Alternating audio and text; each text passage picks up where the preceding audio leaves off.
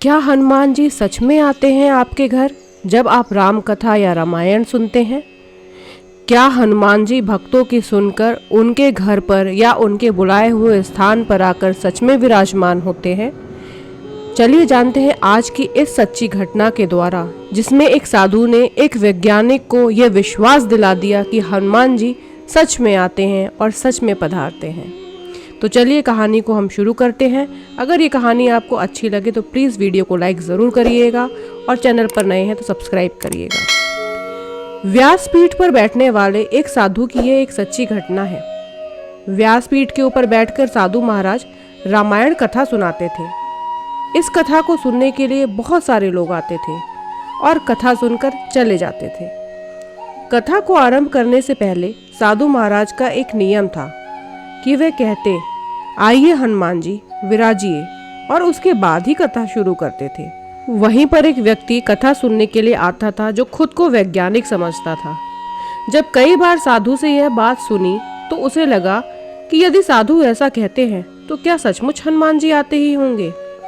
कुछ दिनों तक वैज्ञानिक के मन में चलता रहा कि यह बात पूछे या ना पूछे, लेकिन एक दिन उन्होंने साधु से पूछा कि महाराज, आप हनुमान जी को रोज बुलाते हैं और गद्दी पर ऊपर बैठने के लिए आग्रह करते हैं, तो क्या वे सचमुच आते हैं?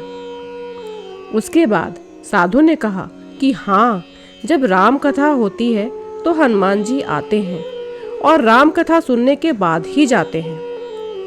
अब वैज्ञानिक को तो सबूत चाहिए था, तो बोला, ऐसे बात नहीं बनेगी। यदि हनुमान जी आपके यहाँ पर आते हैं तो आपको सबूत देना होगा। हम कैसे मान लें कि हनुमान जी यहाँ पर आते हैं? उसके बाद साधु ने कहा कि आस्था और विश्वास को सबूत के साथ नहीं तौला जा सकता। यदि आपको हमारी कथा पसंद नहीं आती है तो फिर मैं बंद कर देता हूँ, या फिर आप यहाँ पर आना बंद कर सकते हैं। लेकिन वह वैज्ञानिक इस बात को कहाँ पर मानने वाला था। उसने कहा कि आप ही तो कहते हैं कि हनुमान जी यहाँ पर कथा सुनने के लिए आते हैं।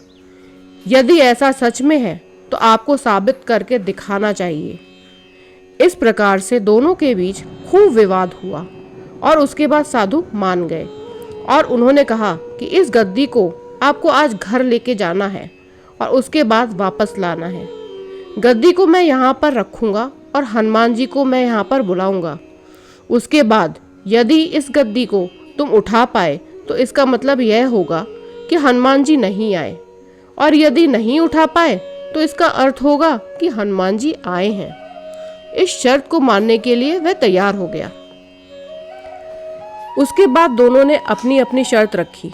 वैज्ञानिक ने कहा कि यदि मैं गद्दी को नहीं उठा सका तो वैज्ञानिक पद को छोड़कर आपसे दीक्षा ले लूंगा, और संत ने कहा कि यदि हनुमान जी नहीं आए तो मैं आपके यहाँ पर चपरासी करने लग जाऊंगा। इस तरीके की परीक्षा का नाम पूरे शहर के अंदर हो गया, और जो लोग कथा सुनने के लिए नहीं आते थे वे भी आज देखने के लिए आए थे। भक्ति, प्रेम और विश्वास की परीक्षा होने वाली थी। उसके बाद गद्दी वहां पर रखी गई और साधु बोले, आइए महाराज पधारिए।